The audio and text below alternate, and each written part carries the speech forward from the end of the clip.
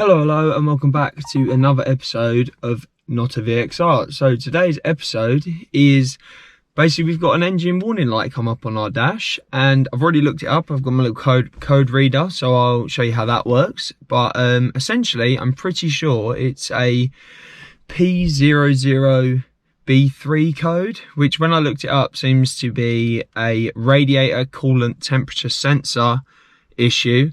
So I've bought a new one of those and we're going to install it today and hopefully sort out our check engine light. So I'm going to bring you along for the ride, guys. Let's get to it.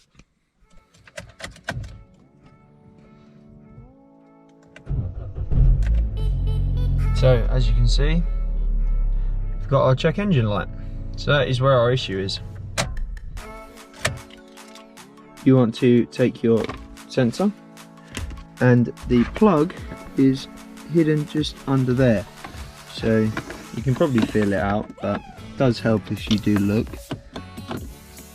So you plug that in. You know you've got it in when this turns on. So you want to put your ignition key. Do not start the car, but you put your ignition key on, and then enter start scan. One code found. Read codes.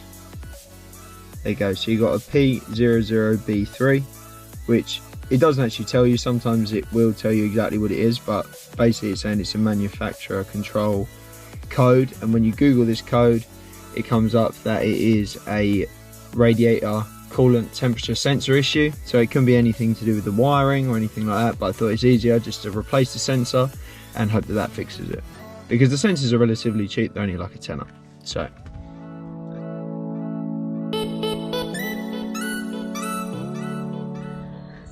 it is this sensor that this cable runs to right here. You can see it a bit better. Yeah.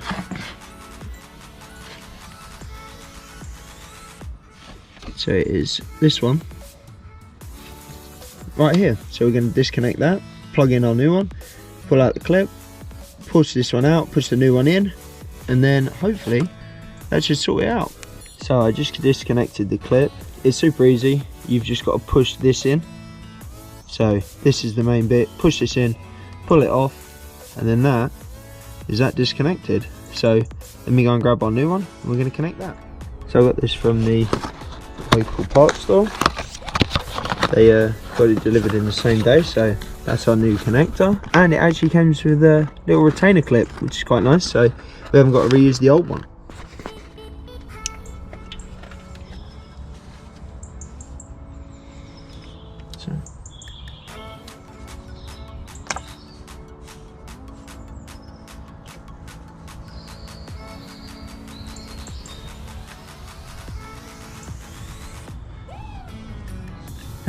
So I just pushed down on this to make sure it's clipped in, but it's nice and tight. So now we just got to swap it with the other one. Now it is best practice to drain your coolant, but I'm going to attempt to do it without doing that, because I hate draining my coolant with a passion. Another thing of note is it says never plug this in with anything sort of on. Does that make sense? So we're going to plug this in. So now that we've got a new sensor hooked up, we're going to clear the code before we obviously install it. Well, I say install it before we swap it over, just to make sure that everything's set up computer wise. Codes found. Read codes. Make sure it's the same one. Same one. So down. Erase code. Yeah, I'm sure. Okay, so now we're gonna turn this off. We'll pull that back out. Oh, why not? Make sure, be thorough. I'll get back in. Put the ignition back on. Scan. 0 codes found. So we've cleared that code fine. So now it's time to install the other clip, or the other sensor, should I say.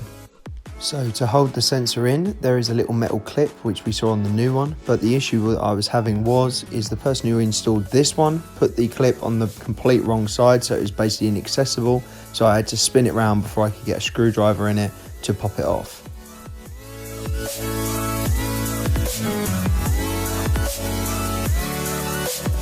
God, that was effort. So that excludes the blood.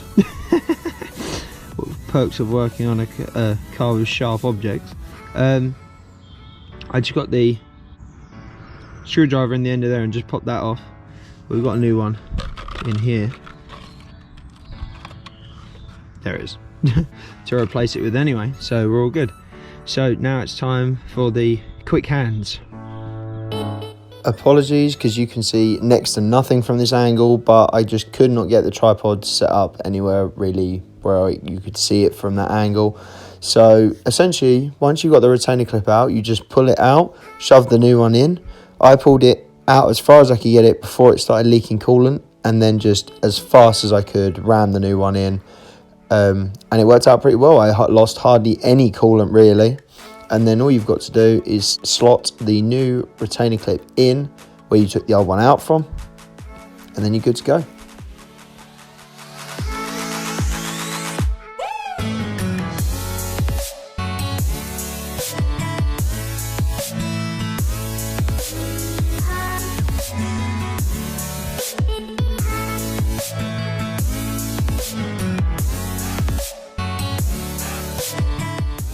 So because we obviously spilled some coolant, the level has dropped slightly, and now that the car is nice and cold, we're going to take the cap off and top it up, ready for when we want to drive it.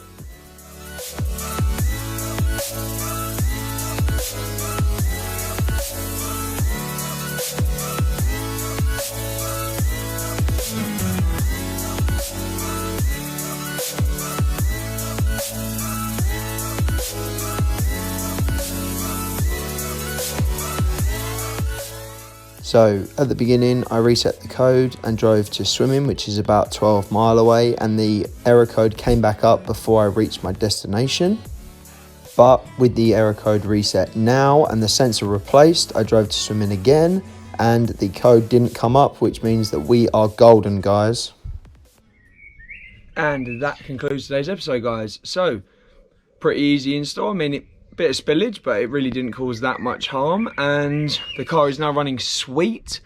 I didn't realize how much power it had lost just from where it wasn't running right. So big win all round really. It was cheap, easy, and you know, didn't kill me off in the process. So thank you for watching the episode, guys. If you liked it, please leave a comment down below, and definitely subscribe to the channel because there will be more content coming out, hopefully every 2 weeks. I'm just trying to keep on top of editing all the videos. Hope you enjoyed the episode, guys. See ya.